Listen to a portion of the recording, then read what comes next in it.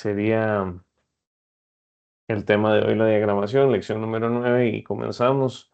En realidad, lo que vemos con la diagramación es entender que sin orden y sin flujos efectivos, la obra gráfica carecería de efectividad. La diagramación es precisamente ese proceso que asumimos para ordenar el mensaje gráfico. Hoy vamos a entender la diagramación como el proceso de ordenar el mensaje dentro de la gráfica, entender tipos de diagramación según los medios de publicación que hay, y estos son 4 temas. ¿Qué es la diagramación y qué conceptos técnicos podemos extraer de acá? Y volvemos al mismo ejemplo que hemos venido destruyendo, digamos que criticando constructivamente. ¿Ok? Ya hemos hablado de este diseño en textura, jerarquía tipográfica, color. En realidad lo hemos abordado desde todas las perspectivas que hemos podido y este no es la excepción. El orden de lectura, que es importante a nivel de jerarquía tipográfica, también nos aparece desde un punto de vista de diagramación. Acá voy a rescatar un par de cosas. Em, a nivel de diagramación, el orden de lectura es importante. Eso nos lo define la jerarquía tipográfica, pero también es un asunto de diagramación. ¿Y cuál es ese orden claro de lectura? Que buenos días aparece, o debiera aparecer de primero, feliz jueves de segundo, el último día del mes debería aparecer de tercero y el salmo podría quedar de último. Entonces, yo no entiendo por qué esto se aborda desde una óptica que no es la que nos conviene, ¿verdad? No es la que nos conviene.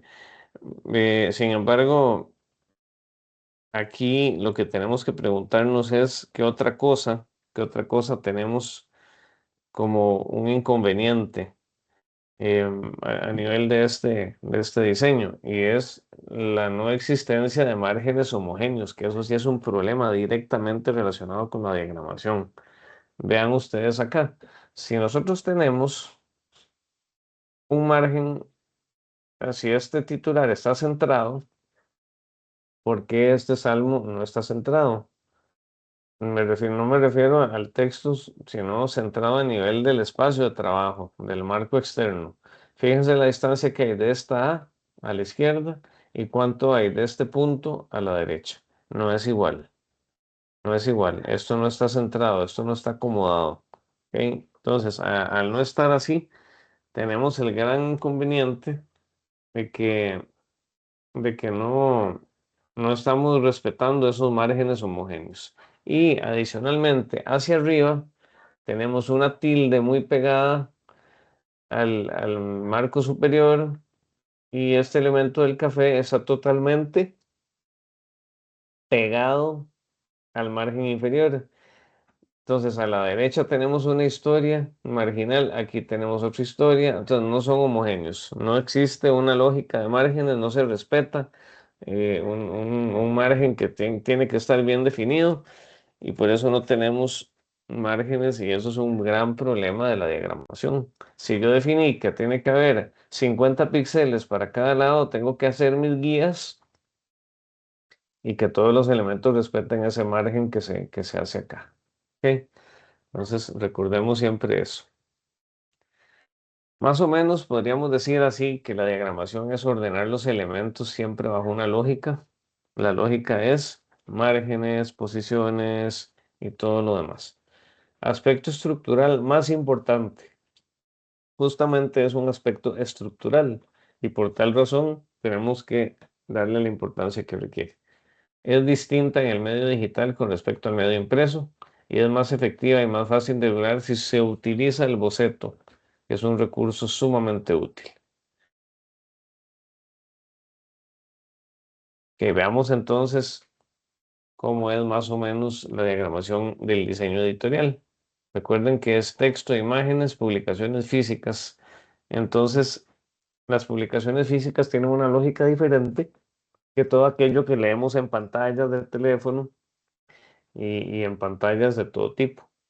¿Verdad? Por ejemplo, los libros, los periódicos, las revistas, los afiches, materiales que son más específicos como menús, tarjetas de presentación, papelería. Esto tiene una lógica muy distinta. Fíjense en este ejemplo. Aquí tenemos cómo se diagramaría un libro. Este es un diseño bastante moderno, tan moderno que el papel es oscuro y los textos son blancos. Poco usual, pero existe. Em, ¿Qué ven ustedes aquí a simple vista? Ok, los libros tienen una diagramación en donde hay descanso visual.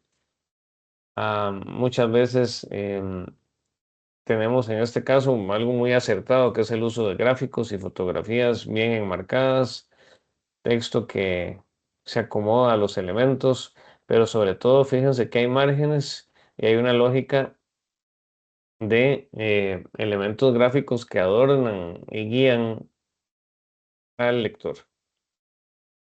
Y así como hay páginas bien diagramadas, hay una portada que no rompe esa lógica o ese estilo de diagramación, ¿verdad? Tenemos siempre un fondo negro, tenemos elementos de color magenta o ese fucsia que ustedes ven ahí. Em, Básicamente hay una unidad ahí visual importante. Entonces, eso es lo importante, ¿verdad? La diagramación, ven el margen perfectamente definido hacia el centro de la página y algunos elementos sí se dejan a morir, que es que peguen al borde, pero por todo lo demás, lo que no son imágenes, todo lo que es texto respeta un margen y eso es muy aceptado. Los periódicos tienen diagramaciones diferentes. Aquí en este caso particular, estos periódicos, lo que podemos rescatar es que existen las columnas y eso creo que ya lo habíamos visto un poco, ¿verdad?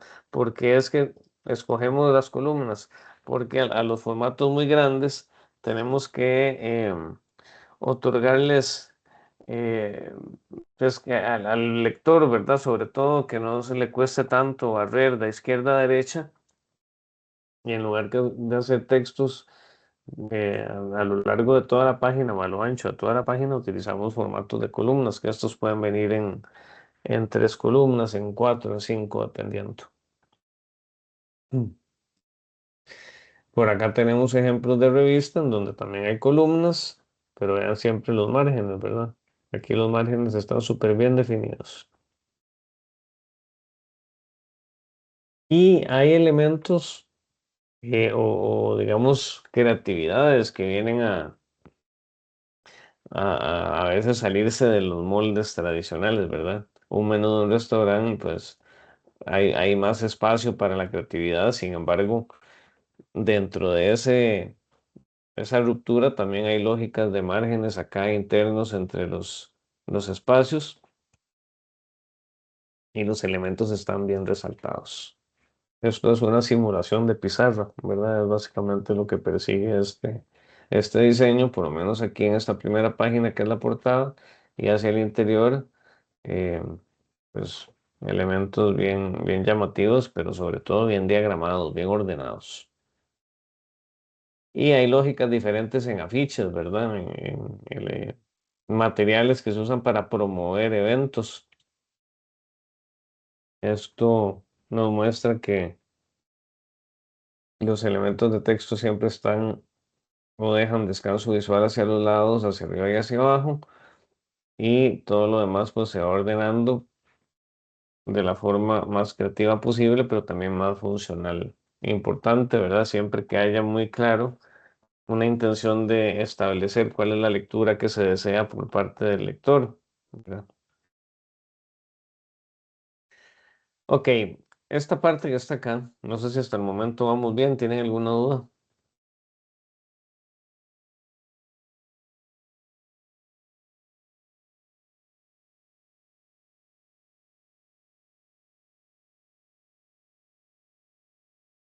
Todo bien, profe.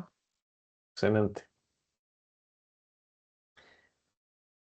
Como ustedes saben, y en el ámbito periodístico es muy común darse cuenta que el titular y el encabezado siempre nos va a ayudar como el primer elemento de la jerarquía tipográfica, ¿verdad?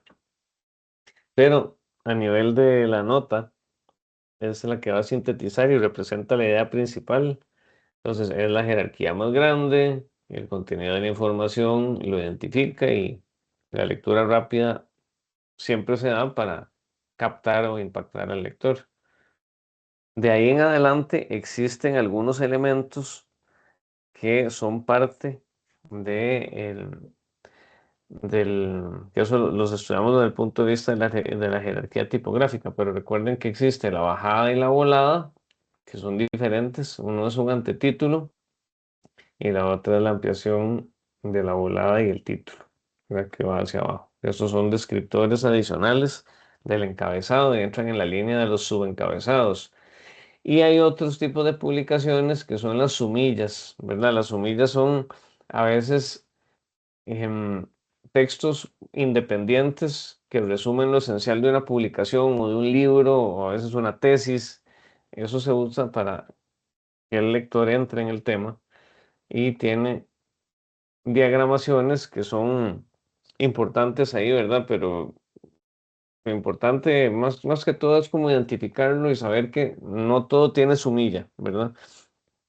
Solo son publicaciones muy científicas o quizá libros ya de literatura, que ahí sí es muy común utilizarlas al principio de cada capítulo. Ok, ¿cómo vamos hasta acá? ¿Me puede volver a explicar lo de bajas y voladas? Es que se me quedó pegada la compu y no pude escuchar bien. Las bajadas y las voladas. Ujú. Sí, ok, básicamente en un artículo generalmente periodístico, la volada, bueno, vamos a hablar primero de la bajadita, la bajada o bajadita. Viene primero el título o el titular y abajo viene un párrafo muy pequeñito que amplía lo que el título dice, ¿verdad? O que es una descripción un poquito más amplia. Esa es la bajada. Y la volada a veces aparece antes del título. O sea, generalmente está sobre el título. Entonces, eso es para ir dando más específicamente el tema que se va a tratar en la nota. Ok, entonces son dos, la bajada y la volada. Ok, ya entendí. Gracias. Un gusto. Ok, ¿qué unidades de medida? Ok, ¿a qué nos referimos con las unidades de medida, verdad? Nosotros para comenzar a trabajar en un proyecto o documento gráfico, tenemos que saber en primera instancia qué unidades de medida vamos a ocupar o con cuáles unidades de medida vamos a trabajar. ¿Ok? No es lo mismo trabajar para medios impresos que para medios digitales. Ya esto lo hemos venido hablando a través de las clases que ya hemos tenido. ¿Ok? La unidad de medida que generalmente se usa en los medios impresos tiene que ver con centímetros o pulgadas. A veces se dan en milímetros y para gigantografías se dan en metros porque pues, obviamente son piezas mucho más grandes. Y para lo digital, en realidad el píxel o los píxeles son los que se utilizan. ¿Ok? Entonces, las unidades de medida se deben tener en cuenta. Lo otro, chicos, para poder trabajar un documento gráfico, no es lo mismo trabajar documentos que solo tengan una página, que sean solo una hoja, o, ¿verdad? O todo lo veamos en el mismo espacio, que cuando existen más de una página. Por ejemplo, trabajar todo el diseño de lo que son revistas, periódicos o documentos como boletines tienen varias páginas. Entonces, eso nos obliga a pensar un documento de otra forma. Como ustedes lo vieron en el ejemplo que vimos ahorita del libro, si el libro tiene 30 páginas, primero debemos definir un estilo maestro, replicarlo en las páginas y no salirnos mucho de ese estilo maestro que hemos definido. ¿Ok? Entonces, em, es importante, muy importante, ¿verdad? Porque también la información que necesitamos para poder desarrollar un documento en varias páginas, pues obviamente va a ser mucho más amplia que aquella que se utiliza para un documento de una página. ¿Ok? Y insisto mucho en el tema de los márgenes, ¿verdad? Es un espacio que limitamos dentro del área del documento y son obligatorios en el diseño editorial. necesitamos descanso visual para el lector. Si no existen márgenes, el documento se hace un desastre, ¿verdad? Ya ustedes lo vieron en el ejemplo del meme del ratoncito. Eso es, o sea, no se puede perdonar no utilizar márgenes y tiene que definirse bajo una lógica. Y otro de los aspectos, número de columnas, ¿verdad? Si yo voy a hacer un documento que es una sola columna, pues quiere decir que el texto va de lado a lado, donde el área lo permite, y pues no es lo mismo que trabajar en documentos que tienen 3, 4, 5 columnas. ¿Ok? Entonces, cuando aparecen más de una columna, tenemos que saber que hay espacios que ya van adicional a los márgenes que se llaman los medianiles. Ahorita vamos a entrar a hablar así en esta forma para que ustedes ya lo vean, eh, digamos, esquematizado. ¿Qué son los márgenes? Estos son términos que vamos a ver: sangrado, columnas, líneas de flujo, medianiles y por supuesto los espacios para imágenes. Esto es como un boceto. Ustedes ven que esto es un boceto. Em, Todo el espacio gris va a representar, ¿verdad? Estos cuadros grises son las imágenes. Las columnas están marcadas en morado. Las líneas de flujo están delimitadas en líneas con las líneas guías verde. Y entre las columnas están los medianiles y así por el estilo. Ok, vamos a ir definiendo uno por uno y porfa, si tienen preguntas, ahí me interrumpen. ¿Qué son los márgenes? Fíjense que aquí yo los estoy señalando en gris, ¿verdad? Ahí tapamos la información que había antes para que los pudiéramos resaltar. ¿Ok? Los márgenes van de los límites de las columnas hacia el marco externo o al área total de la imagen. Y tiene que ser homogéneo. Lo que definí que haya hacia arriba tiene que ir hacia abajo y tiene que ir hacia un lado y hacia el otro lado. Y en el centro, como esto es un documento de varias páginas, ¿verdad? En el centro tiene que haber el doble del espacio del margen de los extremos. Eso es una máxima del descanso visual que ustedes se pueden poner casi como una fórmula mágica que les va a funcionar siempre en el diseño editorial, claro está, ¿verdad? Si yo tengo 5 milímetros o digamos 10 milímetros de espacio de los márgenes superior, inferior, izquierdo y derecho, tengo 10 milímetros, el espacio en el centro debería ser 20. Eso ya para el ojo es como una fórmula segura, que es como una máxima que nos va a funcionar siempre. Entonces, siempre el espacio del centro, el doble que los márgenes. Seguimos. ¿Qué es el sangrado? Eso es un concepto meramente técnico. Fíjense que ahora ya el diseño se puso gris porque lo que quiero que le pongamos atención es la diferencia entre la línea, ¿verdad? Que marca lo que ya habíamos aprendido que se llama el marco interno, que es a dónde terminan todos los elementos, ¿verdad? Y por qué estamos poniendo una línea roja que va más allá del área total del documento. Esa línea roja es un exceso que se tiene que planificar para cuando definimos fondos, color, ya sea en color o en texturas de foto, ¿verdad? Todo eso. Ahí lo vamos em, a exceder. Y ese sangrado no va a aparecer en el diseño, pero a la hora de llevar algo a imprimir, ese sangrado nos puede salvar. ¿Verdad? Ese sangrado, ese exceso nos puede salvar, porque ese fondo que estamos excediendo más allá del área total de la impresión, en caso de algún descuadre, no nos va a dar ni nos debería dar ningún problema.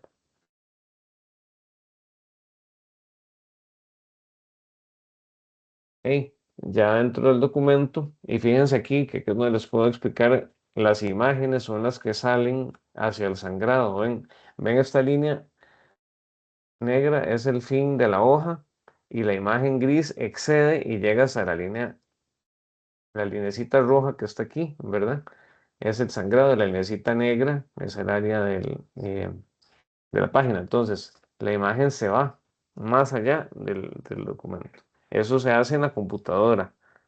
Eso lo hacemos en la computadora. Cuando eso se entrega a las personas que van a imprimirlo, ellos dicen, ok, sí, aquí está, porque si hay algún descalce, la imagen no me va a quedar cortada, sino que tenemos eh, más imagen para poder cortar. Esto pasa aquí también. Esta imagen excede el margen y excede el área total del documento y va hacia abajo hasta la línea roja que es el área de sangrado. Ok. Ahora, las columnas están marcadas aquí en café, en borde café. Se han definido tres columnas para este documento que estamos usando como ejemplo. ¿Ok? Las columnas, en este caso, están separadas por lo que llamamos medianiles. Los medianiles, ya vamos a hablar de ellos, ¿verdad? Eh, Sin embargo, estas columnas que están aquí definidas arriba, pues tienen que ser del mismo ancho. Ley número uno, no puede haber columnas de un ancho y otras columnas de otro ancho, salvo que haya una lógica aplicada a que una misma página puede romperse eso, pero generalmente si definimos tres columnas, salvo que exista una imagen como la que existe acá, ¿verdad? Esto me cambia la ley aquí en esta parte de abajo. Todas las columnas que están aquí son del mismo tamaño, aquí arriba. ¿Ok?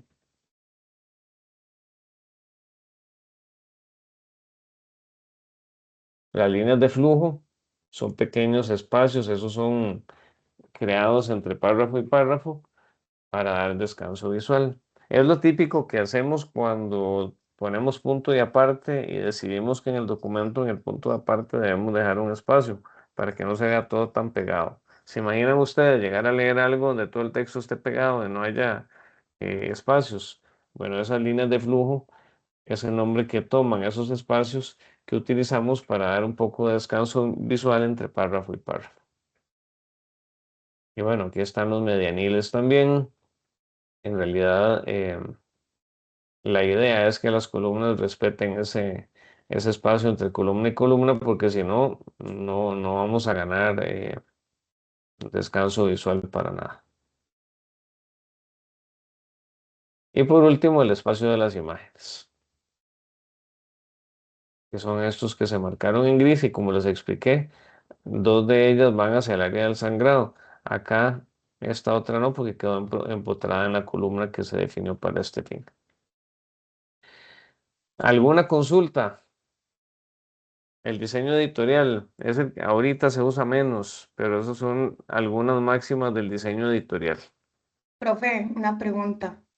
Me queda como dudas sobre el sangrado. Es que no entiendo muy bien si es como a la hora de hacer la edición es como imaginario, porque a la hora de imprimirse no existe. No me quedó muy claro, digamos. Así como lo estás definiendo, Débora. Vamos a ver. El sangrado no es algo que se ve en el producto final. Veámoslo acá con estas imágenes. La hoja llega hasta la línea negra. Lo que se hace en el diseño cuando se está trabajando es sacar 10 milímetros o 5 milímetros adicionales a partir de la hoja y crear un sangrado, o un bleed se llama en inglés, porque así se dice sangrado en inglés, bleed. Y ese bleed lo que nos hace es que todo lo que sea imágenes de fondo o imágenes empotradas en el documento tienen que salirse a nivel de diseño del espacio de la hoja y llegar hasta la línea de sangrado. De modo que cuando en las imprentas haya un descalce, digamos que no corramos el riesgo de que la imagen se corte y nos quede la imagen y un espacio blanco antes del borde, que eso sería como antiestético. Entonces el sangrado es como una zona de seguridad que se utiliza solo en el trabajo del diseño, pero no se va a llegar a ver. Es una Ok, cuestión profe. Y esto entonces solo se toma en cuenta si vamos a hacerlo impreso, entonces. exacto. Los sangrados solo se dejan Ok. cuando son cosas impresas en el diseño digital, ¿no?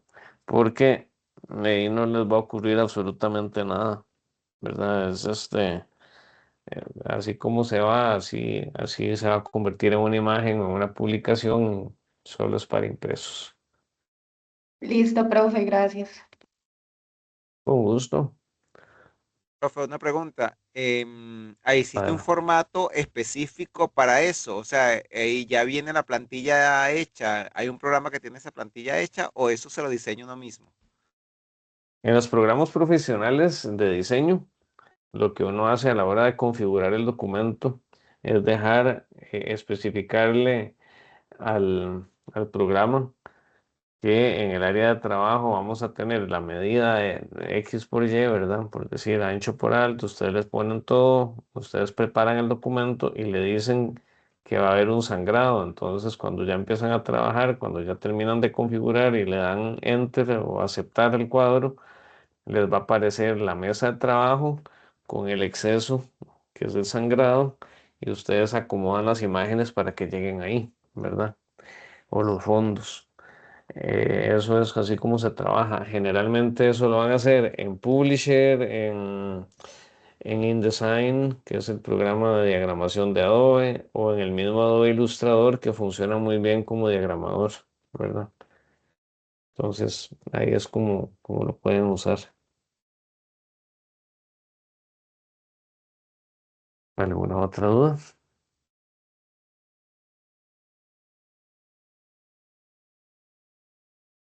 Entremos ahora a algo más conocido, que es la diagramación en el diseño digital. Recordemos, en el diseño digital la diagramación se especializa, bueno, vamos a diagramar y componer texto de imágenes para publicaciones que no tienen un destino impreso, sino que por el contrario son publicaciones digitales o electrónicas. ¿Ok? Con el avance de los tiempos, bueno, ha venido incorporando disciplinas que van más allá del diseño, como la UX, ¿verdad? Que es User Experience o experiencia del usuario, responsividad e interactividad, que eso aplica a sitios web, las apps y todas las cuestiones con las que uno interactúa en el día a día. ¿Sí? Entre las publicaciones siempre vamos a tener sitios web, páginas web, envíos directos por correo, elementos para publicar en redes sociales, etcétera, etcétera. También para video. Entonces todo eso es diseño digital.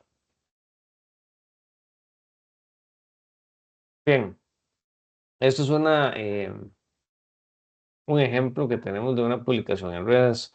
Una publicación en redes orgánica, como en este caso, siempre va a tener, bueno, tiene varias partes. Partes que la herramienta muestra.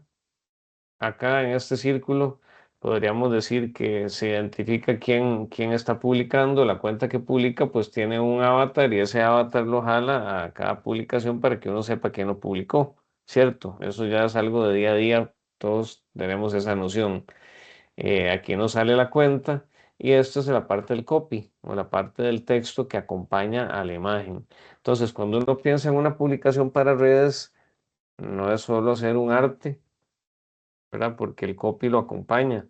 Entonces, creería yo que tenemos que hacer un balance entre lo que está publicado como imagen, que ahí podría ir alguna información, y también está el copy, ¿verdad?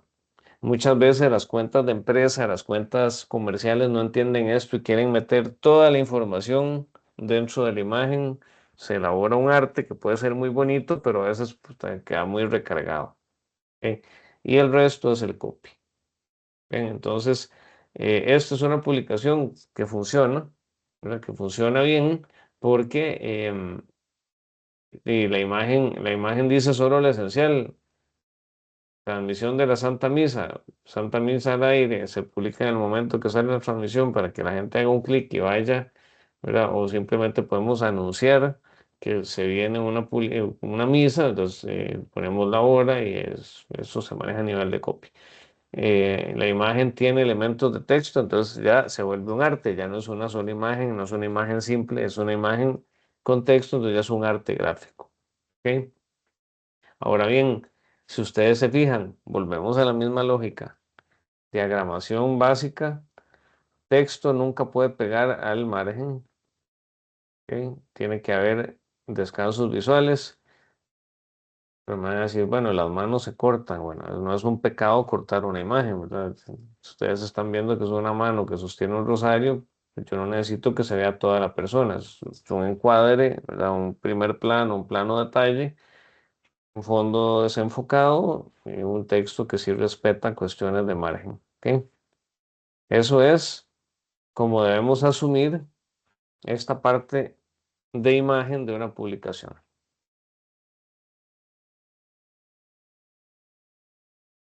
Así es como nosotros vemos esta imagen aislada cuando le hacemos clic. Y aquí cometemos a veces algunos errores. Número uno, hay áreas de seguridad que tenemos que estudiar antes de crear una imagen para publicar en redes. ¿Cuáles elementos de esta red social que son propios de la aplicación y de la forma en que las personas se les despliega las cosas en su teléfono? Debemos evitar que tapen cosas importantes. Aquí los menús de acción para mandar o hacer un comentario, hacer un reposteo, darle like o un compartido, tapan el nombre de teletica.com. ¿Ese es un problema? A mi juicio sí lo es. Yo tenía que haber puesto teletica.com aquí arribita y dejar ese espacio solo con fondo, de modo que no tuviéramos eso. Y todos estos botones para, digamos, con lo que yo vuelvo al feed o a la publicación, le doy esto para cerrar la vista de la imagen o estos puntos que me permiten probablemente guardar la imagen y otras acciones, tampoco puedo poner cosas ahí porque eso los van a tapar. ¿Ok?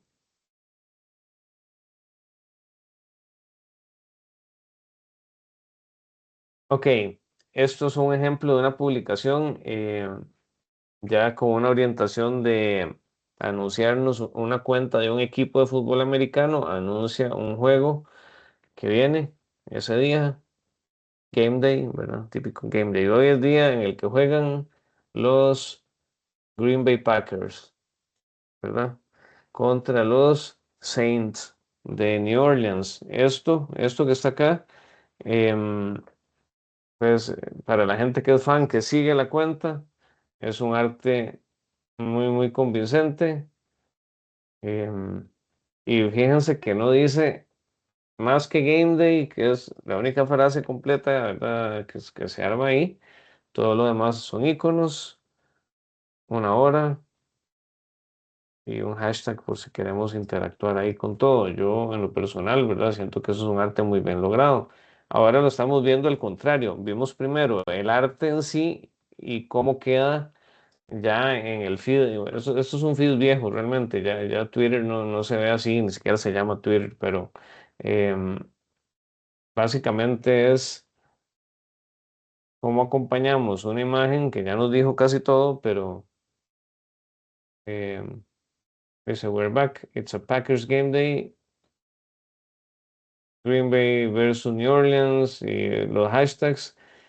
Bueno, básicamente es un tweet muy, muy simplificado, no tiene mayores em, desarrollos complicados de texto porque no lo necesita y ya sabemos que lo que es promoviendo un juego que va a pasar ese día. Y bueno, y la estrella la estrella que aparece ahí es un jugador, es el jugador, digamos, quizás más trascendental de ese momento. Eh, yo no sé nada de fútbol americano, no es un deporte que sigo, pero esto me pareció interesante para estudiar cómo la imagen es diagramada, ¿verdad? Y cómo se tiene que hacer funcional para el medio en el que se publica, que en este caso es digital. Y fíjense que aquí es un tweet patrocinado, ¿verdad? Es un tweet patrocinado. Y podemos meter un logo y eso son negociaciones que se hacen entre los equipos y sus patrocinadores para que una marca presente, nos presente, que es un tweet que nos habla de un juego que viene. Ok, básicamente recordar tamaños de las redes sociales, eso es algo que ya habíamos discutido, los tamaños de las redes sociales Bueno, aquí hay un link que dice atribus.com.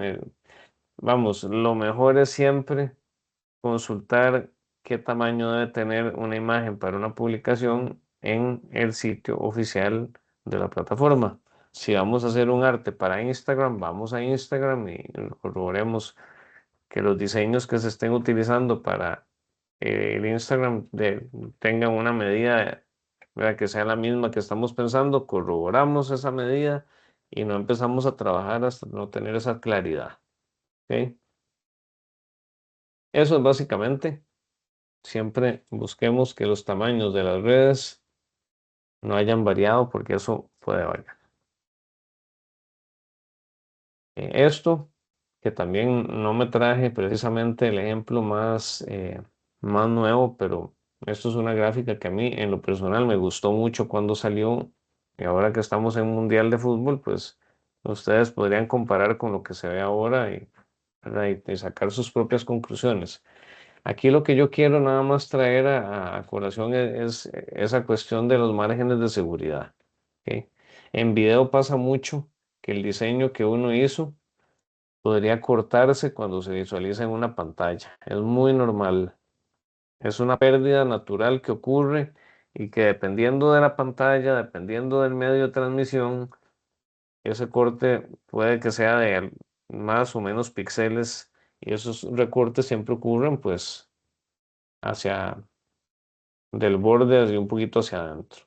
Entonces, todos los elementos que estén muy pegados al borde, tenemos que pensar que podrían perderse. Si es fondo, si es ilustración irrelevante, se puede jugar con eso. Pero fíjense, esta muñequita de Matryoshka que está aquí a la izquierda, abajo, las nubes están cortadas, ¿verdad? Bueno, esta nube no llega al margen. Pues puede ser que en algunas pantallas esta nube salga cortada o aquí en la esquina no veamos que tiene margen, que eso hay que contemplarlo.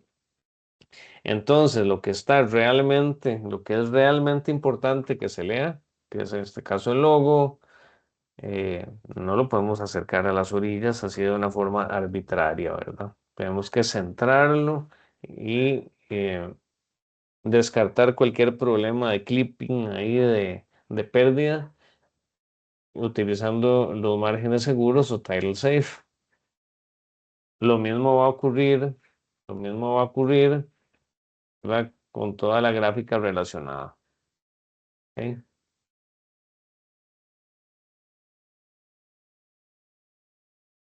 Fíjense, ¿verdad? Y aquí no está por demás decir que los espacios, em, lo que está aquí dentro de esta plasta o área roja, que es donde es el estadio, fecha, hora, tiene leyes propias de márgenes que están o que deben estar ahí.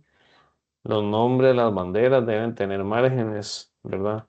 Cuando hacemos una tabla, sería terrible que los espacios no sean homogéneos entre los nombres, los números, las columnas. O sea, esto es pura diagramación, pero sí, diagramación muy cuidada, porque no pueden haber más espacios en unas partes que en otras, ¿verdad? Entonces, entre más elementos aparezcan, entre más columnas, entre más, ¿verdad? Todo tiene que estar alineado. Grupo A, por ejemplo, todas estas banderas están perfectamente alineadas, pero en el grupo C, como el elemento es una copia del que está arriba, tengo que mantener las mismas leyes de alineamiento aquí, alineación de las banderas, alineación de los nombres, alineación de los elementos, espacio entre elementos, todo tiene que ser homogéneo. Yo creo que si no, ya ustedes hubieran notado, ¿verdad? Uno cuando está en el diseño se vuelve muy sensible a esas diferencias, ¿verdad? Entonces, ¿cómo que no está centrado? ¿Cómo que no está alineado? Entonces, por ahí es donde está el asunto y el reto también. Ok, ¿qué es lo que pasa con las páginas? Que ya los títulos para video los vimos y la lógica es muy similar a lo de estático, pero Acá en este otro punto, esto es lo que hablábamos al inicio, ¿verdad? Ya en un diseño para web ya no solo es diseño, ya es programación, responsividad. ¿Qué es la responsividad? La responsividad es que lo que ustedes vean en su teléfono o lo que fue hecho para páginas web, que es que ustedes los pueden ver en computadoras a la hora de ir a teléfono, que es muy diferente, no haya afectaciones. Jamás puede verse exactamente el mismo sitio web que ven en una pantalla de computadora en el teléfono, porque para empezar, el teléfono y la computadora tienen aspectos diferentes, tienen formas diferentes y tienen tamaños diferentes. Esto que ustedes están viendo aquí, por si no se los han dicho, es el sitio web de Uber Eats. Ustedes me van a decir, bueno, es que acaso Uber Eats tiene sitio web. Ah, pues hagan la prueba. Pongan Uber Eats en Google, en su computadora y verán la plataforma de Uber también.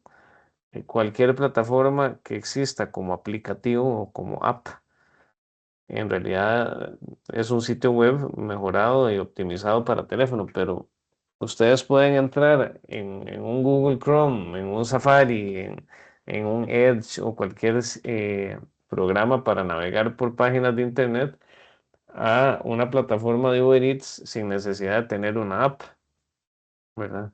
Y ahí van a tener cómo, cómo pedir desde una web, cómo pueden entrar al celular, que es este de la derecha, por medio del navegador de internet del celular y poner la dirección y lo que les va a decir es aquí arriba abrir la app porque él detecta que ustedes tienen la app instalada y les dice, hey chicos, vean, no sean así, si ya tienes el app, ¿por qué no usas el app?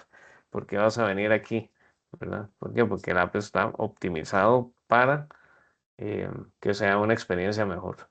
Pero si ustedes igual no quisieran, pues pueden hacer el pedido desde web y desde el internet.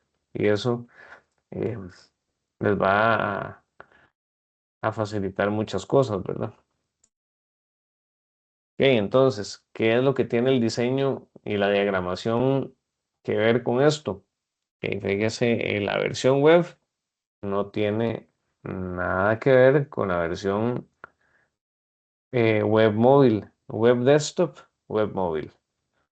Son en la misma página, pero yo por el celular veo que tiene un fondo amarillo y en el web de digamos, de la compu, desktop, que le llamamos, es tiene toda esta gráfica muy bonita que tiene que ver con comida. ¿Y por qué no la pusieron en la versión web para teléfono? Eso es lo que se llama responsiveness, ¿verdad? Yo no puedo ponerle exactamente igual porque para empezar, fíjense el espacio que tengo aquí, no se ve, se taparían todas las cuestiones que hay ahí.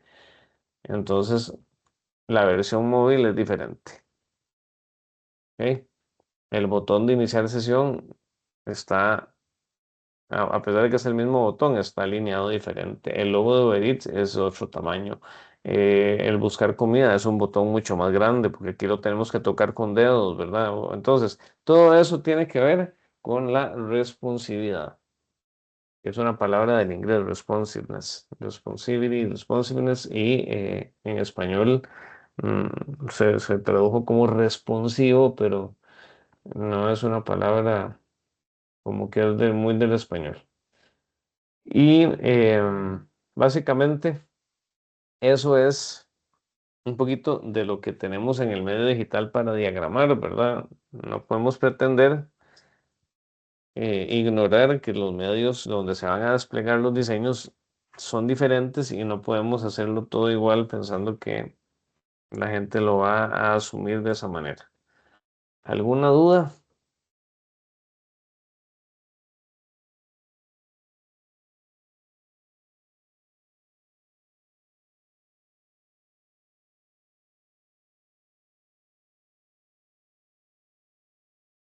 Todo claro.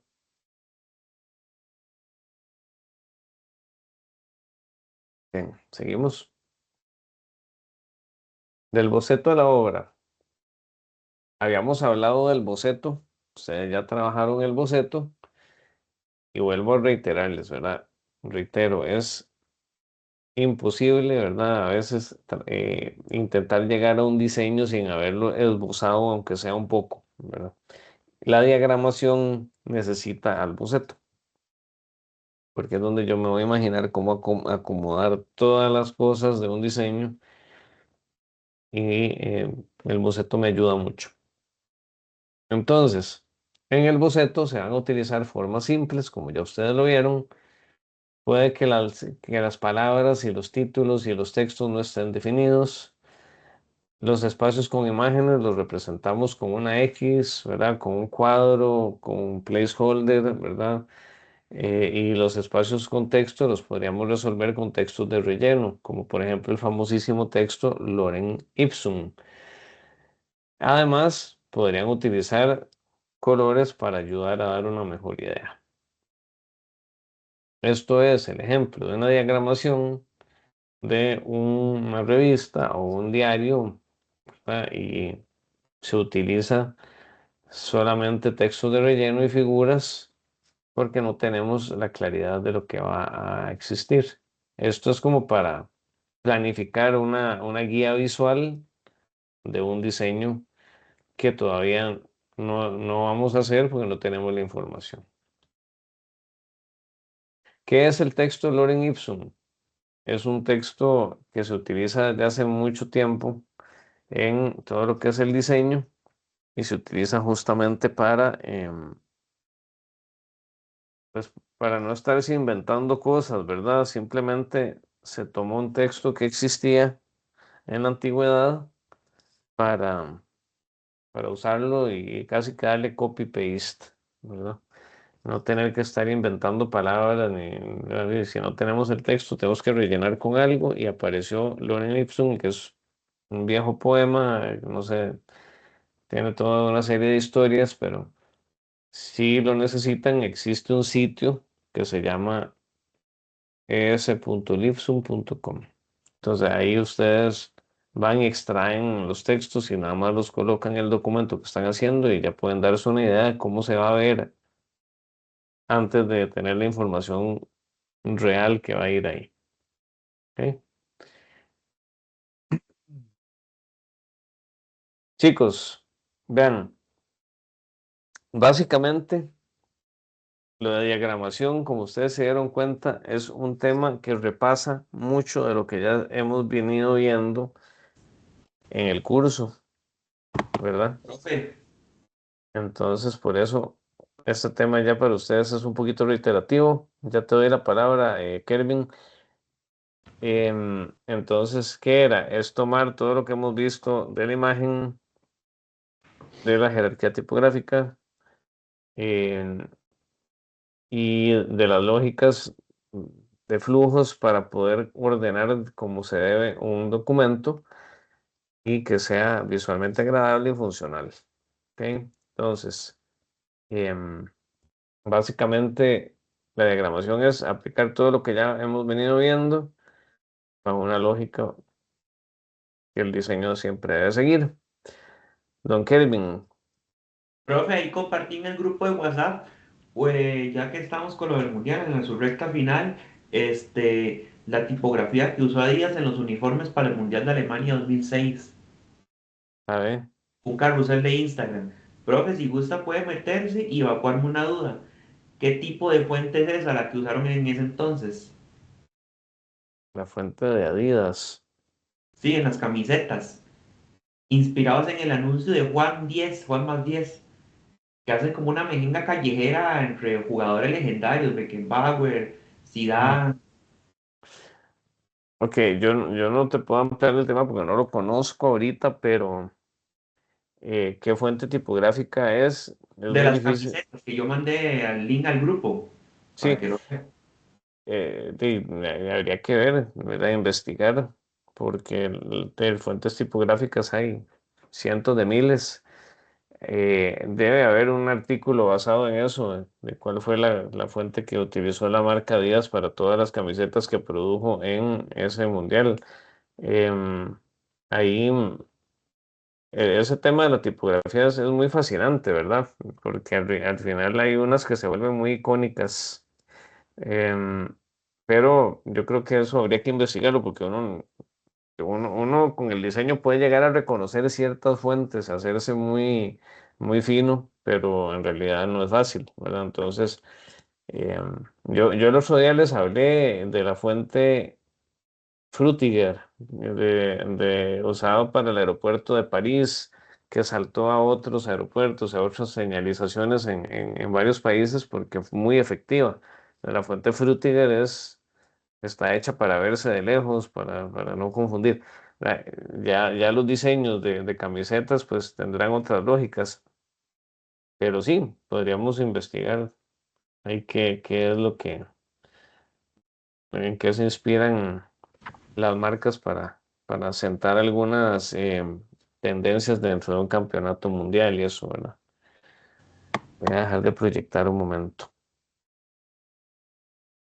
Ok, creería yo, no sé si tienen dudas respecto al tema de la diagramación, si ha quedado claro, si tienen algún otro comentario.